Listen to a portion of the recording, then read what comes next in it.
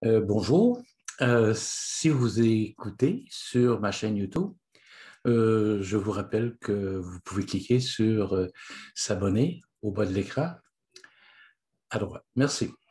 Voilà. Je vous rappelle que le samedi après-midi, chez nous, mon père recevait les gens de la paroisse et des environs pour leur couper les cheveux.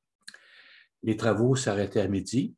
Alors, c'était congé pour les travaux chez nous, pour les enfants. Alors, ce jour-là, le 6 mai 1950, il y avait un vent violent qui venait de l'ouest, qui pouvait atteindre les 80 et les 100 km/h. J'ai, à ce moment-là, bricolé un cerf-volant avec un peu de tissu et quelques peu de tissu que ma mère m'avait donné et quelques petites tiges de cèdre qu'on avait à la maison. Et je crois même que ma mère m'a aidé à le fabriquer. Alors, je me suis amusé une partie de l'après-midi à le fabriquer, puis à le faire voler dans les airs. Après le souper, je suis retourné m'amuser avec mon cerf-volant, puis courir autour de la maison. À la tombée de la nuit, j'aperçois une lueur au loin, à l'ouest de la maison. Plus le jour tombe, plus la nuit approche, plus la lueur monte dans le ciel. Alors moi, bien sûr, je suis intrigué. Alors mes parents viennent voir, puis mon père arrive à la conclusion qu'il y a un incendie quelque part dans une paroisse voisine. Bon, en entrant, j'écoute la radio et à un moment donné, on annonce qu'un incendie fait rage dans une partie de la ville de Rimouski.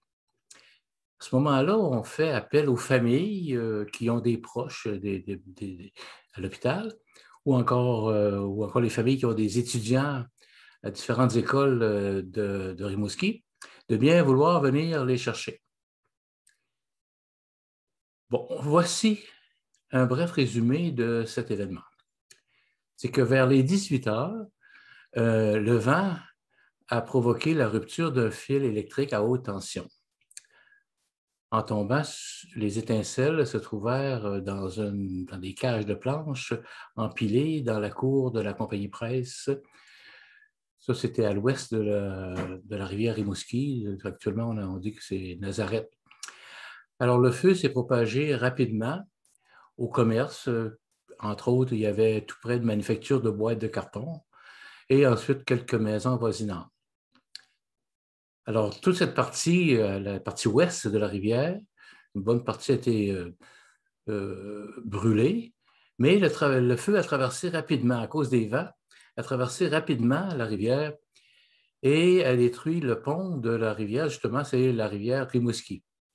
C'était le seul lien vers l'ouest. Alors, dans les jours suivants, il fallait faire un détour de plus de 200 km, même passer, je crois, par Cabano, pour avoir accès de l'autre côté de la rivière, en automobile. Cependant, on pouvait traverser à pied sur la voie ferrée.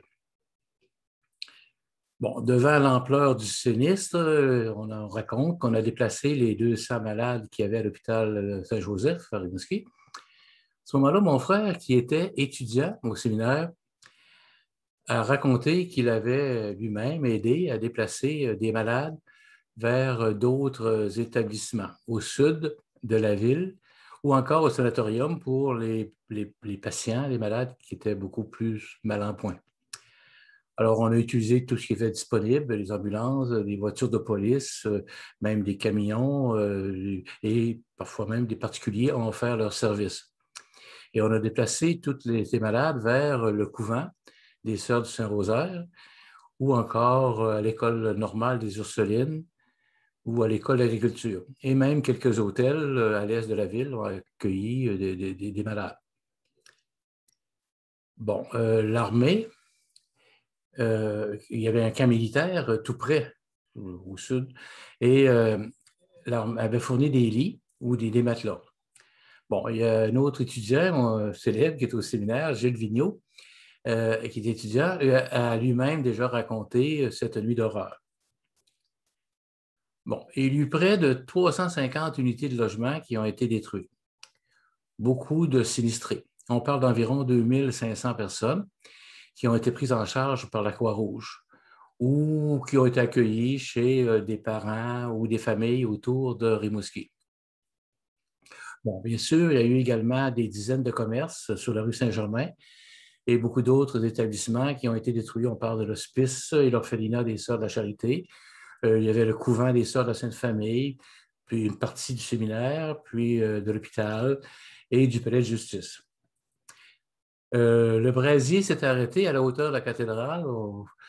Bon, il y a eu le vent a tourné, mais aussi, il faut dire que la cathédrale, qui était une grande construction en pierre, avait servi de rempart pour arrêter le feu. Elle fut affectée, mais sans toutefois être détruite.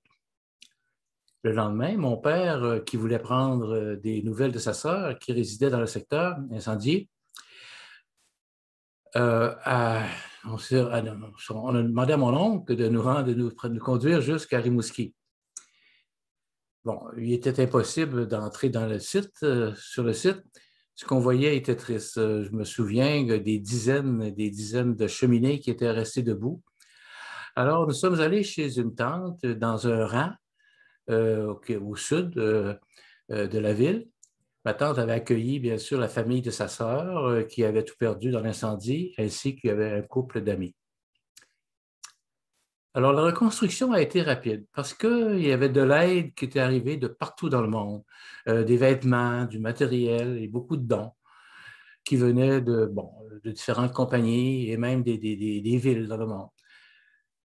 Puis ensuite, les compagnies d'assurance ont fait diligence et ont payé rapidement ce qui était prévu pour les assurants. Et ensuite, l'armée, qui avait un pied à terre, comme je l'ai dit, à Rimouski, a construit un pont temporaire pour rétablir le lien avec la partie ouest de la région. Bon, au bout de quelques semaines, tout était nettoyé, puis les maisons, les commerces étaient en reconstruction, si on veut. Et bien sûr, on peut trouver des descriptions beaucoup plus détaillées, beaucoup plus complètes dans différentes archives qui existent à Rimouski ou dans les centres de documentation. Alors, si j'ai voulu rappeler ce souvenir, c'est que Rimouski est une ville importante pour moi et pour ma famille. L'ancêtre de ma famille, Jacques Bouillon, est arrivé de la Normandie vers 1735. Puis il s'est marié justement à Rimouski en janvier 1737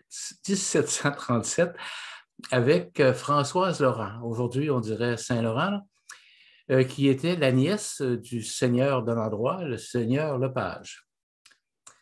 Alors, la plupart des descendants ont vécu soit à Rimouski ou dans les paroisses tout près. En terminant, je voudrais rappeler que souvent, les grandes épreuves sont génératrices de grands changements et parfois même pour le mieux. Et aussi l'occasion de constater de grands élans de générosité. Parce que Rimouski, actuellement, c'est une ville moderne où il fait bon vivre. Alors, la semaine prochaine, nous serons autour du 20 mai. Je vous parlerai du référendum du 20 mai 1980, de mon implication dans le comté de Rimouski et du souvenir que j'en ai. Alors, bonne semaine à tous et à bientôt.